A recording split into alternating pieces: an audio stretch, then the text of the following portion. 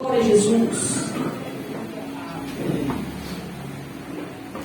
O Evangelho de João, ele é um evangelho diferente de Mateus, Marcos e Lucas, porque ele vai tratar não somente o contexto histórico de Jesus operando, tanto na questão diferente de territorial, porque no Evangelho de João você vai ver Jesus andar pela Judeia e Galileia, em idas e vindas. Mas no Evangelho de Mateus, Marcos e Lucas, nós vamos contemplar mais diretamente Jesus está atuando na Judeia. E é interessante porque no Evangelho de João vem uma visão diferente, e por isso ele é considerado o Evangelho de Jesus Cristo. No capítulo 1, versículo 1, João escreve dizendo que ele era o Verbo, aleluia, que é o Deus Todo-Poderoso, que envia o seu Filho, o Verbo vivo, para morrer por nós e para passar pelo sacrifício e pelo processo de render-se e ir à cruz do Calvário para morrer por nós. Você vai observar que dentro do Evangelho de João, a divindade de Cristo é destacada. Mateus, Marcos e Lucas retratam a humanidade de Cristo. Mateus retratando Cristo como rei, Marcos retratando Jesus como servo e Lucas retratando a humanidade diretamente de Cristo.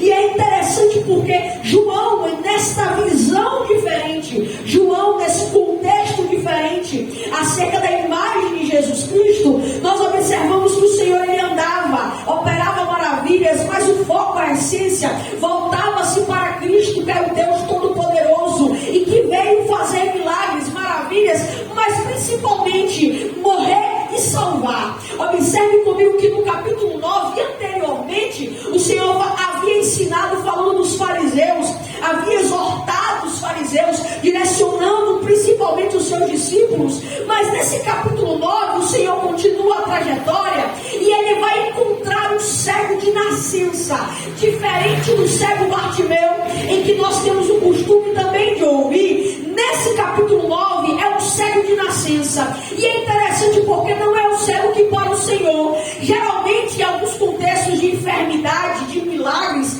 de cura do físico, quando nós vemos Jesus operar, é alguém que suplica, é alguém que clama, é alguém que pede, é alguém que ora, é alguém que para Jesus. Mas quando você vai analisar nesse capítulo 9, Jesus é que para o cego. Não é o cego que para o Senhor, não é o cego que está clamando ao Senhor e tem fé para que Jesus pare e cure ele. Não, você vai observar diferente do cego Bartimeu, que ele suplica e clama desesperadamente: Jesus, filho de Davi, tem misericórdia de mim. Nesse capítulo 9 é Jesus quem para o cego, porque tem ocasiões na nossa vida, irmãos, que assim é um contexto que às vezes nós não entendemos, não compreendemos e achamos que Jesus vai deixar do jeito que está, mas chega uma hora que o Senhor para fazer coisas novas, para mudar a história, para realizar milagres e para começar a cumprir propósitos em nós. Você vai analisar que não é o cego que para Jesus, mas é Jesus que para o cego. Aleluia! E eu quero liberar uma palavra sobre a tua vida nessa noite, que Jesus ele vai parar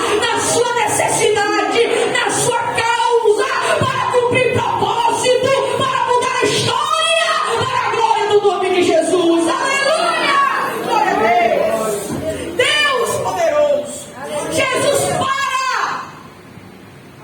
E observe que aqueles que andavam com o mestre não estão entendendo o propósito da realidade em que eles estão contemplando. E é interessante nós entendermos uma coisa: Jesus nunca para alguém, ou Jesus nunca para o pedido de alguém, ou para realizar algo em alguém, se o Senhor não tiver um propósito acerca disto. Você vai observar que quando Jesus para, os discípulos que com ele estavam, eles começam a questionar e indagar o mestre sobre a realidade do moço. Senhor, este homem nasceu cego, quem é que pecou? Foi ele? Foi seus pais? Porque geralmente é assim que funciona. Quando alguém não compreende os propósitos de Deus, ele não vai enxergar espiritualmente, ele vai enxergar humanamente. Geralmente olham-se para a realidade que estão contemplando pelos olhos naturais.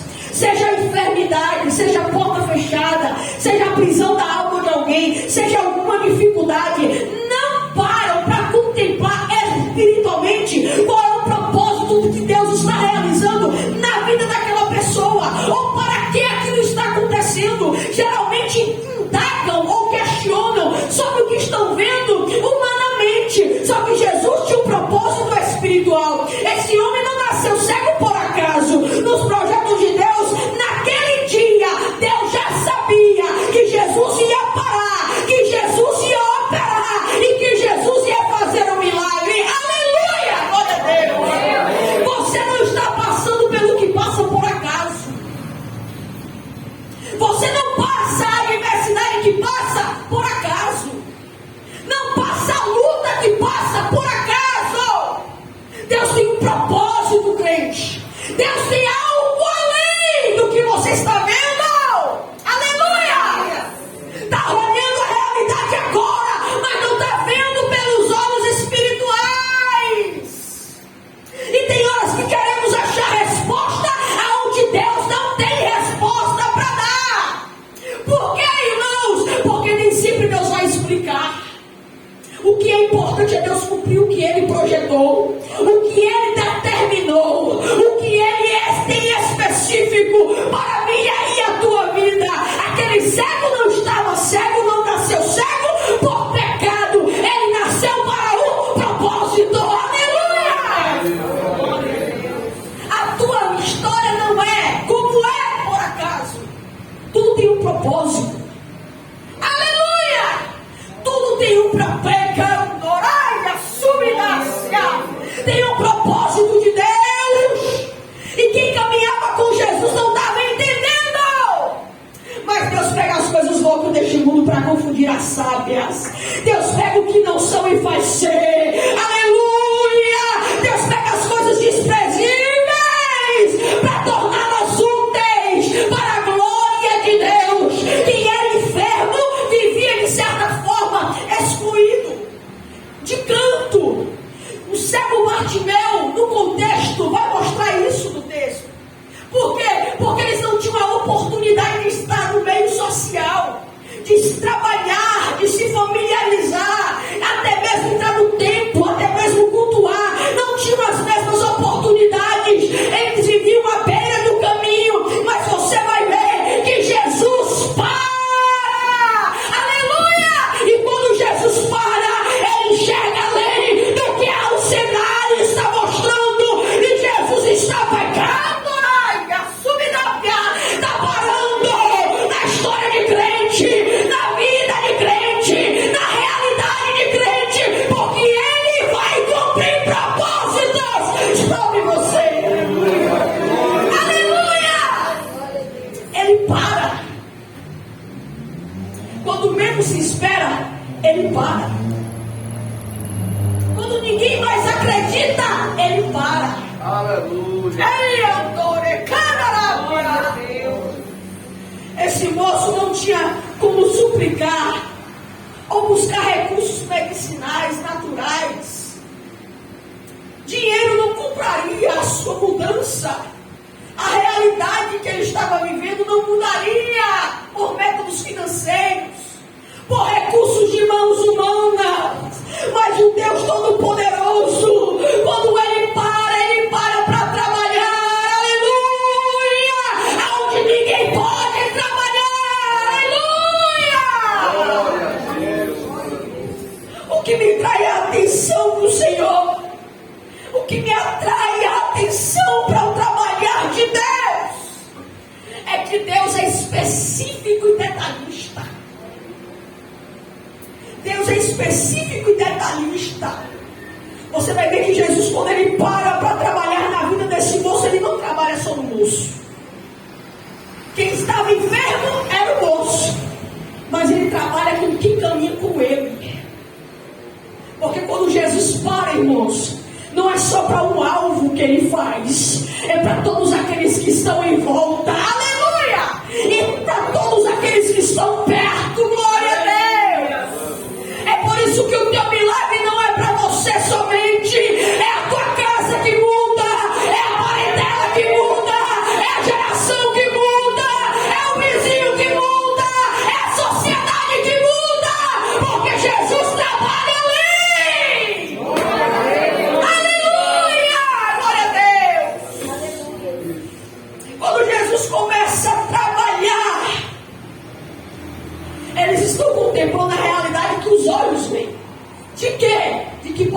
ser um pecado, por isso a enfermidade. Quando você vai analisar a história do moço paralítico, que os 4 amigos carregam, desce ele pelo telhado, ali ele ficou enfermo por pecado. Tanto que quando Jesus vai curar ele, o Senhor volta e diz, vai e não peca mais. Porque por causa da realidade pecaminosa, atingiu a vida física, a estrutura dele, a saúde, a enfermidade entrou. Mas esse moço não, ele nasceu assim. Não foi por pecado, foi porque Deus tinha um propósito, Deus tinha um trabalhar. E aqui você vai ver que eles não entendiam isto. Quando o Senhor começa a agir diretamente sobre a vida do moço, Jesus se aproxima e começa a trabalhar. E para que o Senhor trabalhe, ele cospe na terra, vai fazer lodo e vai passar nos olhos do moço. Capítulo de Gênesis 2, versículo, aleluia, de número 7, se não me falha a memória. A Bíblia vai mostrar que Deus, quando ele faz o homem, ele não faz, irmãos, de matéria humana, a não ser o barro. O Senhor pega no barro, forma o homem, forma o boneco, sopra na narina dele e dá o fôlego de vida, faz o pó da terra. E quando você analisa a história deste moço, ele nasceu cego. É como se a obra perfeita de Deus estivesse falha, está faltando alguma coisa. Aí Jesus vem para mostrar que não é pecado e vai entrar para completar a obra da criação. Aleluia! Deus vai completar a obra! Deus vai completar a obra! Deus vai completar a obra! Aleluia! Quando o Senhor ele quer trabalhar, ele completa a obra que ele já começou. Glória a Deus. Irmãos, Deus não trabalha com metade. Deus não é Deus de metade. Eu sirvo a Deus, mas assim, irmã, eu faço o que eu quero, minha vida, Não. Deus é Deus de completude. Tem que ser completo, porque quem começa a boa obra, ele é fiel para aperfeiçoar. Aleluia! Se rende a Deus hoje e amanhã não quer mais. Se rende a Deus agora e amanhã não quer mais. Deus vai completar a obra da tua vida. Deus vai completar a obra que ele começou, porque ele é Deus fiel. Aleluia! Se fosse enfermidade por causas espirituais, porque existe, viu? Existe por causas físicas, genética, hereditariedade, mas também existe por causas espirituais. Aí você vai ver que primeiro ele precisava corrigir o que estava na alma, para depois Jesus fazer o milagre. Mas quando se trata diretamente de uma obra de Deus, o que o Senhor faz? Eu vou completar aonde estava faltando, aonde precisa ter a completude, aonde precisa vir, aleluia, ação de Deus para completar o que se iniciou. Aonde precisa o Senhor entrar com completude da tua vida, com complemento da obra que ele já começou. Eu libero essa palavra hoje. Não vai ficar pela metade, não vai ficar pelo meio. Deus vai fazer completo, completo, completo, completo para a glória dele. Aleluia! Quando o Senhor cospe, ele faz um lodo e passa no olho do moço. Ainda não enxergava, porque eu preciso entender que o complemento, a obra completa de Deus, Deus sempre vai fazer a parte dele, mas o que cabe a mim, Deus não vai fazer. Enquanto o Senhor trabalhava no papel que era dele, você vai ver que há um silêncio. Ele é autor, é márcia. E Deus às vezes faz isso conosco. Enquanto ele trabalha naquilo que eu não posso, e que só ele pode trabalhar, Deus fica em silêncio. Enquanto ele faz o lodo, há um silêncio. Deus não trabalha com palavras, Deus trabalha com as mãos.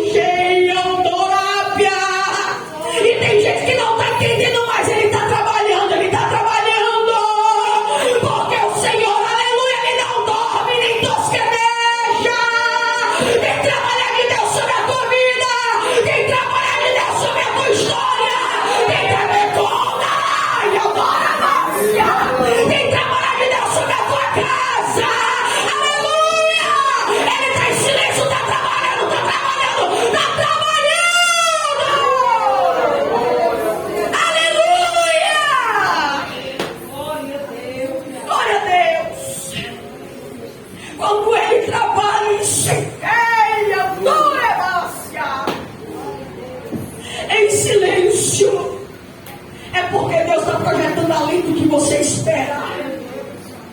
Quem não se lembra de Lázaro, enfermo, Marta vai mandar mensagem para que o Senhor faça alguma coisa, mas Jesus não vai naquele momento, porque o propósito dele era maior. Aleluia, glória a Deus. A Bíblia diz que Marta queria a cura da enfermidade, mas Jesus queria ressuscitar dos mortos. Aleluia, glória a Deus. Além, a visão do Senhor vai além, o projeto dele vai além, o trabalhar dele vai além, a ação dele vai além. Aleluia, glória a Deus. Vai além, irmãos. Enquanto o Senhor vai em silêncio, Ele está trabalhando. Quando o Senhor conclui a obra que cabe a Ele fazer, agora Ele dá a ordem para que o moço vá. E aqui eu preciso entender: existe um espaço que Deus vai fazer, mas existe um espaço que eu tenho que fazer. E é aqui que muita gente cruza os braços achando que Deus vai fazer tudo. É pela graça que nós vivemos espiritualmente hoje, sim. Mas existem funções e papéis que Deus não vai descer para fazer. Se você não se levantar da zona de conforto, da zona de repouso, vai ficar do mesmo jeito que está. Porque se o cego continua onde ele estava, ele o mal ia ficar no olho, mas ele não ia ver. Aleluia! Porque ele precisava lavar, glória a Deus, lavar no tanque de Siloé determinado pelo Senhor. Porque neste tanque concluiria o milagre, também concluiria a capacitação de Deus. Ou você acha que Deus faz milagre na vida de alguém para aquele alguém ficar dentro de casa usufruindo do milagre e achando que ele é melhor do que alguém? Não, não, não. Milagre é para alcançar outros. Milagre é para a glória de Deus aparecer. Milagre é para mudança de vidas. Milagre é para a glória do Senhor. Aleluia! Vai! Lava-te! Porque o milagre conclui. Você vai enxergar. E agora eu vou te capacitar para que esse milagre não seja somente para mudar você, mas para mudar quem te rodeia. Aleluia! Glória a Deus. Olha só, quando o moço volta do tanque, que significa enviado, você vai ver que ao lavar, ele não somente enxerga pelos olhos naturais. Agora o Senhor começa a abrir a visão espiritual. Primeiro, porque Jesus para. Segundo, porque Jesus faz a obra aonde era necessário fazer para cumprir propósito. Terceiro, porque ele segue a ordem enviada. E quando a gente que recebe a ordem de Deus está parado, ele com dácia. Quando a gente que recebe a ordem de Deus está estagnado, quando eu sei que pastor, eu sou permissão. Quando a gente que recebe a direção de Deus está questionando, glória a Deus, tem assunto contra mais. Aleluia! Quanta gente que recebe tem a suiácia. Comando do céu mas está estacionado. Não vai mudar se você não for lavar. Lavar está falando sair do lugar de repouso.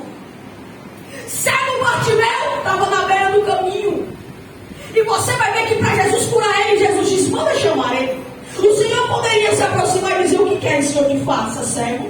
Não, ele disse: manda ele sair do lugar e vir, porque é necessário que ele levante.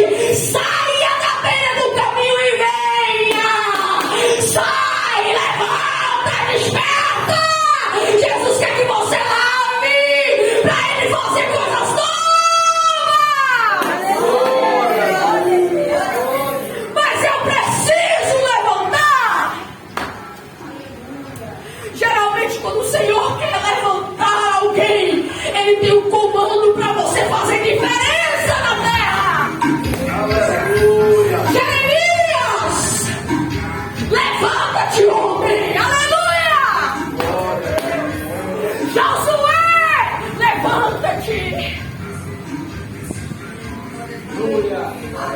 Aleluia.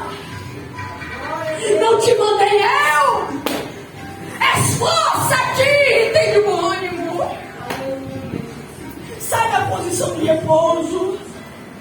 Sai do lugar que te deixa estagnado, duvidoso, incrédulo, que te deixa estacionado. Mas levanta, porque o nome da obra já deu ordem para você avançar. Vai, lava.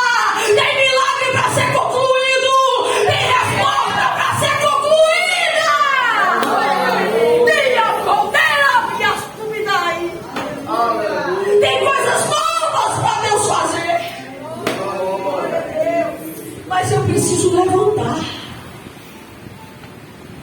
Depois que ele lava, ele volta para onde ele convivia. Uma coisa é você estar com o Senhor na particularidade. Outra coisa é você estar no meio que você vive com o Senhor. Eu vou repetir. Jesus está falando aqui. Uma coisa é você estar com o Senhor na particularidade. Porque lá é só você e Deus. Você não é atribulado. Você não é provocado. Você não é perseguido. Você não enfrenta a adversidade. Está lá na intimidade. Está guardado. Está envolvido com a glória. Está recebendo resposta. Está sendo cheio. Outra coisa é no meio social. E quando ele volta, a Bíblia diz que aqueles que viviam com ele, próximo, vizinhos, na nossa visão aqui, vizinhos, olha para ele e vai conceituar acerca de quem ele era. Quem é aquele moço? Não é aquele que vivia aqui, na beira do caminho mendigando? Uns vão dizer, parece ele. Outros vão dizer, eu acho que é. Ele responde e diz, sou eu. Porque conceituavam ele pela cegueira. Definiam quem ele era pela deficiência dele. Enquanto os que estão em volta nos conceituam pela nossa necessidade, é uma coisa. Mas eu preciso me definir por aquilo que Cristo veio. O problema é você conceituar a si próprio pelo que os outros veem. E não porque Jesus veio em você. Porque Jesus para? Porque Jesus tinha um propósito para a história daquele moço. E sabia que ele seria a boca enviada da glória. Seria a alma transformada. Seria testemunha de milagres. Mas se é alguém que é curado e quer ficar na beira do caminho, aí que dá o problema. Porque vão olhar e dizer, você cego, ele pode estar curado, vai dizer, sou eu. Porque prefere continuar cego. Na nossa realidade, é você que serve a Jesus? Sou eu. Mas não sai do ponto de repouso. Não faz uma oração por ninguém. Não se levanta para pregar o evangelho. Não faz uma visita para Jesus salvar alguém. Não visita um parente enfermo. Não contribui no reino da casa de Deus. Não contribui na obra do Senhor de alguma forma. Caminha e vive a vida como se não servisse. Enxerga humanamente, mas espiritualmente está cego. Jesus abre a visão daquele moço, porque Jesus sabia que ele se tornaria, aleluia, visivelmente um homem para expandir a glória de Deus. Quando ele volta, os vizinhos é ele, não sei, acho que ele diz, sou eu. Quem é que te curou em pleno dia de sábado? Eu não sei. O que eu sei é que eu era cego e agora eu vejo. Aleluia! O que eu sei é que Jesus passou, fez milagre, mudou a história, fez maravilhas na minha vida. Aleluia! Qual é a sua visão hoje? Você que diz que serve a Deus, qual é o testemunho que você dá do Senhor? O que escutam da tua boca de Deus? Aleluia! Glória. Porque se se serve tem que expandir, tem que ser forte quem serve, tem que chegar no ambiente que tem gente atribulado e mandar o espírito imundo sair, tem que chegar no ambiente que está pesado e encher com a glória de Deus. Aleluia! Quem é você? Porque Jesus cura ele e se retira, mas depois o Senhor volta. Porque primeiro foi a cura física, abriu-se o propósito. Agora o Senhor vem concretizar o propósito na vida do moço. E ele volta mais uma vez, aparece para ele e diz: você crê no Senhor Jesus? Senhor, quem é ele para que eu creia? Sou eu que falo contigo. Então ele adora. Ele não responde dizendo que creria, simplesmente ele já adora. A alma já estava transformada, a essência já estava mudada, porque antes ele era cego, mas agora ele vê humanamente, vê espiritualmente. Como está a tua visão? Como está a tua visão, crente? Não podemos ter um alicerce naquilo que nós recebemos materialmente. O nosso alicerce é a salvação do Senhor Jesus. E se Ele vive em mim, alguma coisa tem que ser diferente.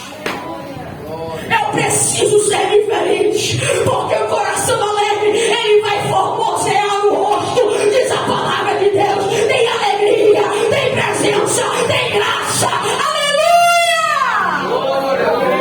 Glória a Deus! O Senhor volta para ele, traz salvação para ele, e termina o contexto dizendo: aqueles que se dizem ver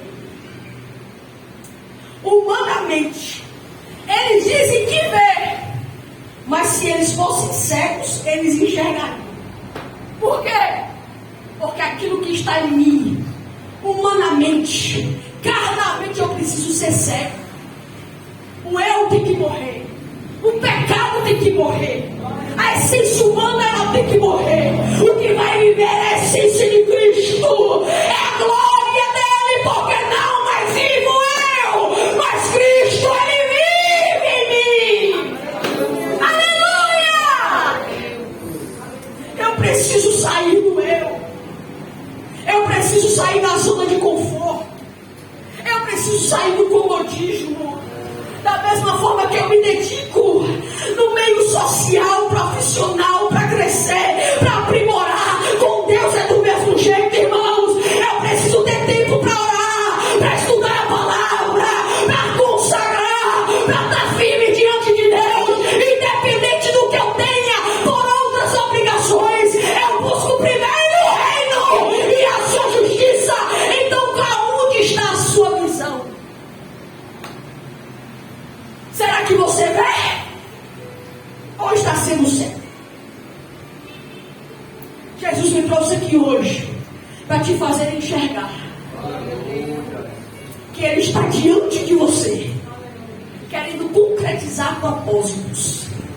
Mas é necessário que nossa visão ela se abra espiritualmente e se feche para o mundo, se feche para o meio carnal. Abra espiritualmente, se feche para o